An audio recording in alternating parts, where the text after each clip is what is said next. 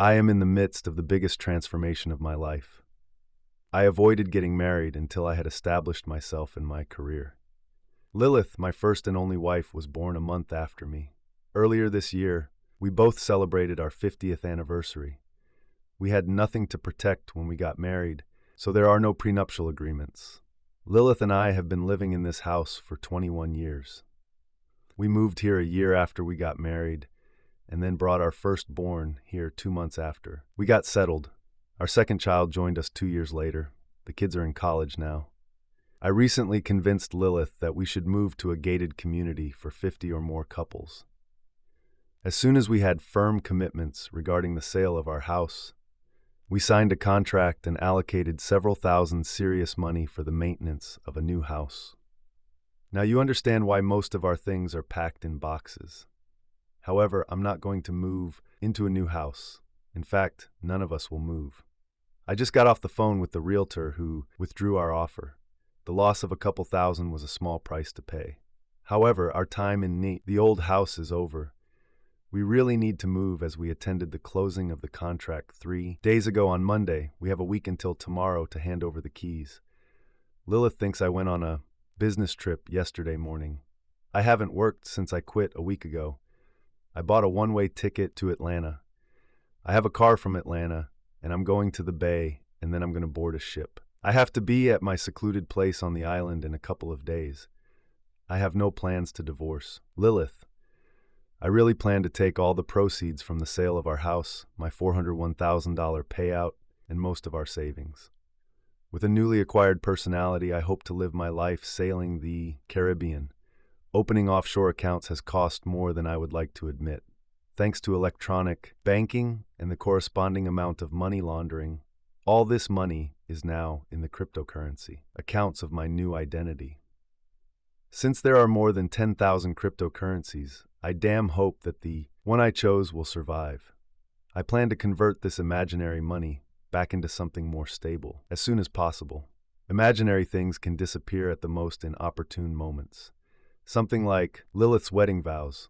Around 3 p.m. I called Lilith. She answered on the 4th ring, and there was indignation in her voice.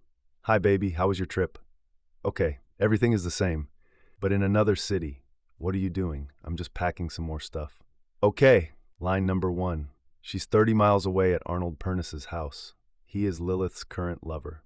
I really don't know if he is her first lover. The thing is, I don't care. One is too many. As much as I'd like to put a bullet in their heads, my revenge is just to leave Lilith alone.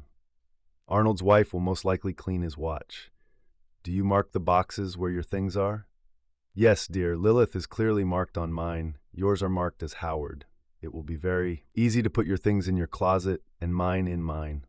Please look for my diary and my desk. It should be in the top right drawer. In a minute, I don't see it. Are you sure about where he is?" Line number 2. She would have to be in my house where my brother is now, to at least check. All I really cared about was that my brother would have enough time to vacate the house I sold. Since it doesn't seem like she's going to be coming back anytime soon, I'm sure my plans shouldn't change. No problem. You said you were having lunch with friends today. Where did you go? Do I know any of them? We went to the diner next to my office. Just some of the ladies I work with. What are you going to do for dinner? Line number 3. My investigator says she arrived at Arnold's at 9 a.m. this morning and hasn't left yet. I'll probably just order a steak in the room. The company pays for it. What else are you doing today? Just another load of laundry and packing of leftovers. I hear the dryer whirring. I have to go. Call me later. I love you. I'm in touch. I think once you start lying, it gets easier. There was nothing about this woman that I could believe. There were 2 rented trucks parked outside my old house, and 4 guys were loading things as fast as they could. The truck with my stuff was heading to the warehouse that my brother rented this morning. Another truck was making its 4th trip to the consignment store. Both trucks were supposed to return to the rental point by 5 p.m. By the time I hung up with Lilith, my old house was probably empty. I was waiting for confirmation from my brother. He definitely earned the $5,000 I paid him. The overnight package addressed to my lawyer was ready to be shipped. I signed all the legal documents and sent them the house keys and the garage door opener. Lilith will also have to hand over her keys and bottle opener. My lawyer will contact her soon. I didn't call Lilith again. When I tried to talk to Arnold's wife and tell her about the investigator's report, she hung up. That's life. She will receive the report along with photos and videos as it will be delivered by courier today. Then there were 16 packages that I mailed. Lilith's parents, her friends, her employer, her siblings, and damn it, our kids got the same. I put notes in parcels for the children, notifying them that I was disappointed in them, was disappearing, and did not know if I would ever get back in touch with them. And the package I felt best, mailed to Lilith, allowed me to spill out other than stirring in the pan. I'm not sure what I expected to achieve. Still, it was nice, Lilith. By now, you've probably realized that your depraved actions led to the loss of your marriage. I took all the readily available money. I also took what I wanted from home. The rest of our belongings were delivered to the consignment store for sale. My lawyer has the details. You can claim the proceeds.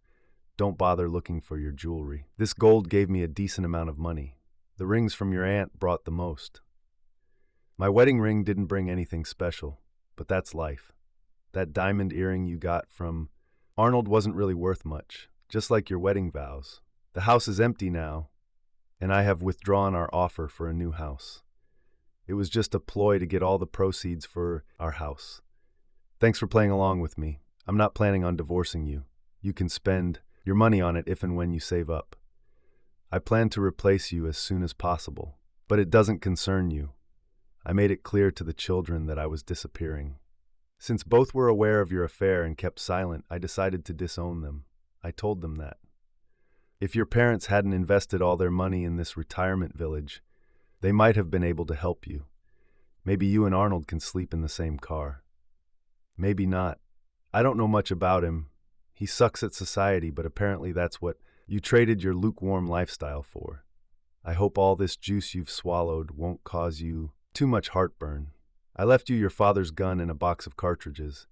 It's a pity you were too busy to join me in shooting lessons. Well, point and pull the trigger, do you understand? If Arnold had kept his mouth shut, I might never have found out about you too. What were the chances that he would walk into my brother Steve's bar? Steve said he was immediately wary, as there aren't many women with a name like Lilith. When he was paying with a credit card, Steve asked to see his driver's license. After that, it was pretty easy to get all the evidence I needed. I hope you weren't planning on forcing everything on me and running off with Arnold as your pimp. Thanks for a few sweet memories. But for the most part, all the other memories are tainted. Howard. Instead of leaving my phone, I tossed it to a homeless guy huddled against a dumpster behind the hotel. I wrote down all the contact information I wanted to keep. I had a good night, sleep. In truth, it took a few small bottles of booze in the hotel room. Since it was all on my credit card, I didn't care. I had no intention of being around to pay any bills. I have doubts that any bills will be paid. Lilith has been a housewife for the last 22 years. She worked until she got pregnant shortly after we got married. I had a fairly well-paid job, so she didn't have to work. Too much free time after the children graduated from high school turned out to be her downfall. My investigator couldn't find out much about how Lilith and Arnold met or how long it lasted. What he found out was that my children were dating them. For some reason, Lilith dropped by the college campus and invited them to dinner. The investigator indicated that he was following them and shooting a video with sound. I was able to identify my children. Arnold was introduced as her lover. Whatever Lilith promised them, it turned out to be their downfall. They had plenty of time to call and talk to me, but it never happened. After taking breakfast to my room, I hailed a taxi and drove to the used car parking lot. I just walked out of the hotel. I'll let Lilith try to figure out why I didn't check out. I wasn't supposed to be free until Monday. I drove an old car to the coast. By Saturday evening, I was at the beach. Having successfully withdrawn a pocket full of local currency from my new identity's account, my first purchase was a dinner with drinks. During the meal, a very friendly, scantily clad woman convinced me to spend more of this money on her. With breaks of several hours between sessions, I spent my money for a night of bliss. The exchange rates made it so that I could do it every day of the week, if that was what I wanted. Yes, That's what I wanted at the moment. While planning to create new email accounts, I bought a laptop and a cell phone. It will be difficult to connect the new me with my old one. I set up a VoIP phone number and got the latest news from Steve. Lilith. At least Howard left me a gun. In the form I am in, I lie awake at night and wonder if I should just get it over with. I was drunk on attention at the time. I never realized that it was just a game that Arnold was playing to turn me into his toy. If they had told me a year ago that I was going to have an affair, I would have laughed in my face. There's no way in the world this should and could happen. I guess I'm ready to be chosen. I met Arnold at the gym. He was training at the same time as me. How did I even fall for all these well-rehearsed lies? Somehow, deep down, I think I wanted someone other than Howard. Someone who would tell me that I am sweet and desirable. He was patient. Compliments turned into drinking and talking in the parking lot. The decision to stop at a fast food restaurant for a snack was my first mistake. Why on earth would a married woman date a married man in a private setting? It took months to slowly bring me to what we were doing afterwards. I started thinking about Arnold when I was making love to Howard. We moved on to meeting at his summer house once a week. It was quite easy to be a little late home from running errands. When Howard was out of town for a few days, I was Arnold's toy. Somewhere along the way, he made me believe that I should leave Howard, take my share of the marriage, and he would do the same to his wife. We could continue our adventures as a couple. I do not know what made me tell my children about this, but I did it. I think Arnold led me to this decision to strengthen my desire to give up marriage. When Howard left for that trip to Atlanta, I hadn't decided what I was going to do. I thought I handled Howard's call pretty well. It was only in the morning, when I was about to leave, that I read a message from my sister. She received a package from Howard with detailed descriptions of my novel, Arnold, Howard Knows. Good. You can start the divorce right now, but I'm not. I shut up because I haven't decided yet if I really want a divorce. I ran to the bathroom and threw up. What have I done? Around this time, a car pulled up, and the gentleman handed Arnold the divorce papers. That fool.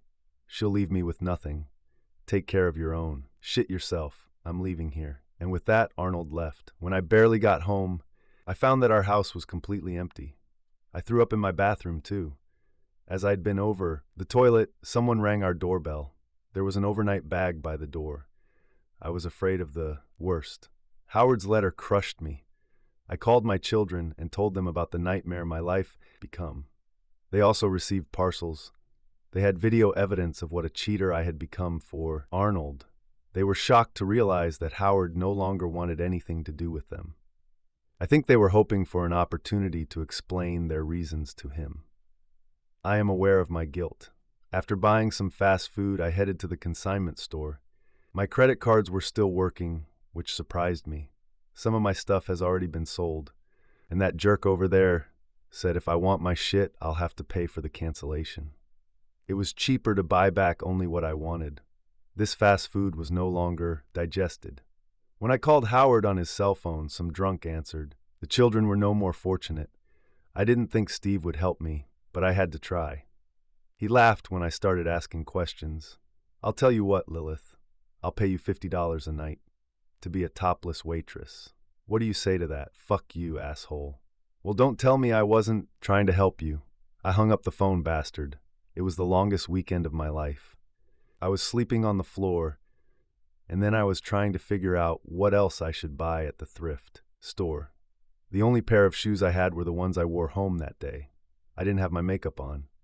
I went to a discount store and bought bathroom essentials. I tried to talk to my friends and family, but Howard sent them a video. Not a single soul wanted anything to do with me. The call from Howard's lawyer was disturbing.